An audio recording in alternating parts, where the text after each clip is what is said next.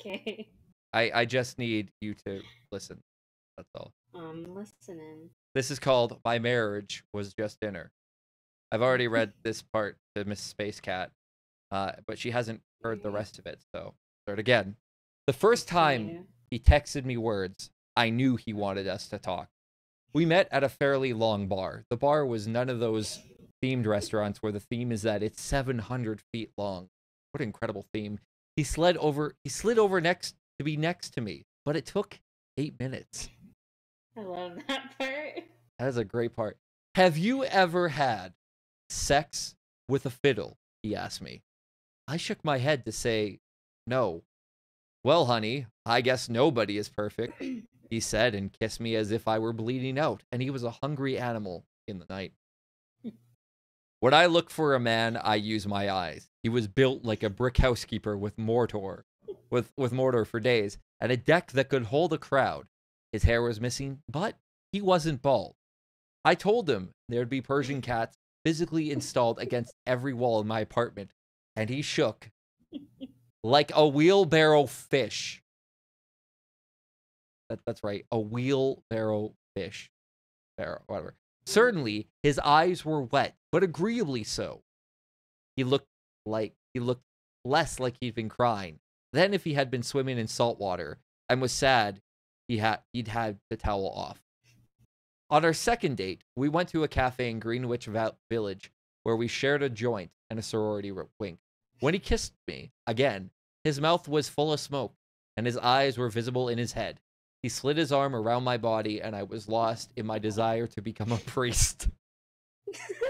But I felt God in his arms, and in that moment, I chose my own struggles. One night, months later, we stopped for gas, and he apologized profusely for all the shouting matches he had with my Bichon Frise, Morris.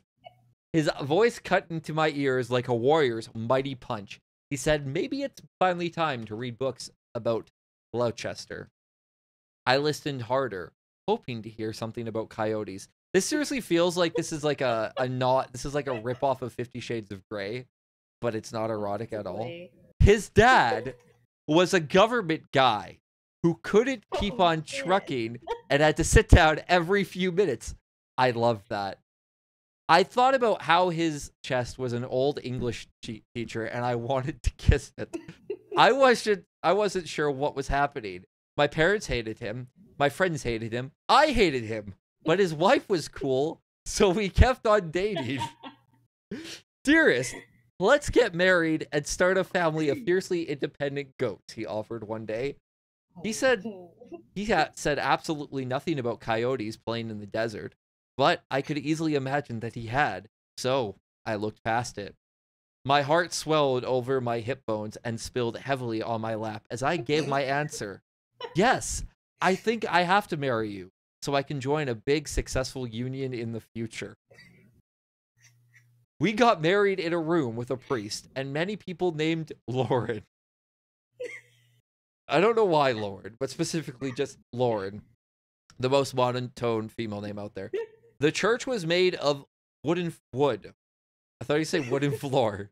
The priest didn't protect my purity, but he did give me a magic ring that symbolizes rowdy marriage.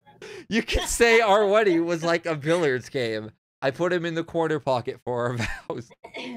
One day, he divulged that he had 2 years earlier been a stand-up. I don't know if that's stand-up comedian or whatever, but okay. That's what I thought. Maybe he just likes to stand up. Maybe he is literally a stand-up. I didn't know what to do. I was ashamed for him. My husband has never felt my dry spot. When I begged him to touch my personal desert, he said, no way. His taste in erotica, let's just say it referenced Eraserhead a lot of the time. Then he left me. He smiled and said he was struggling with some 80,000 essays on the history of Yiddish. He had secretly become Jewish. He said he would write to me from his new apartment upstairs. He said he wanted a big brother, and I just wasn't that. I realized that my happiness depended so much on his second-hand couch and coffee table. I wanted to keep them, but they didn't want to stay. That's the way it goes in a relationship that stopped being. It's just sadness. When I think back on it, especially after learning that his ex is very terrified of nitrogen, I see how we didn't entirely relate. He needed to always be selfish about the kinky pink sweatpants. I like staring out at the university doctor who would sleep on our front yard. So he's an alcoholic then?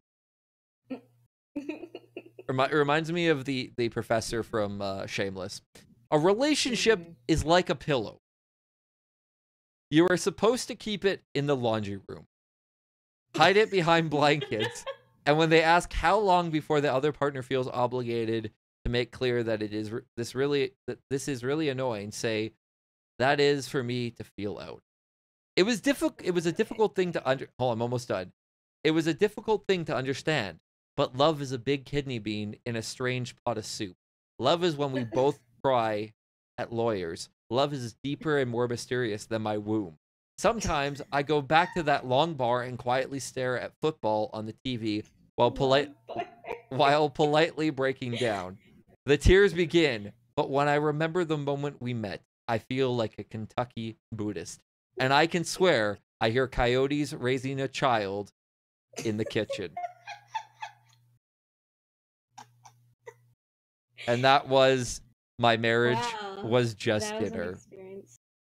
That was love is a big kidney bean in a strange pot of soup. And then the face of this. That's amazing. By Botnick Studios. In Love with a Couch from California. What? Yeah, Botnick Studios. In the New York Times. It's not actually obviously in there. There you go. And for more great content, don't subscribe. Bye.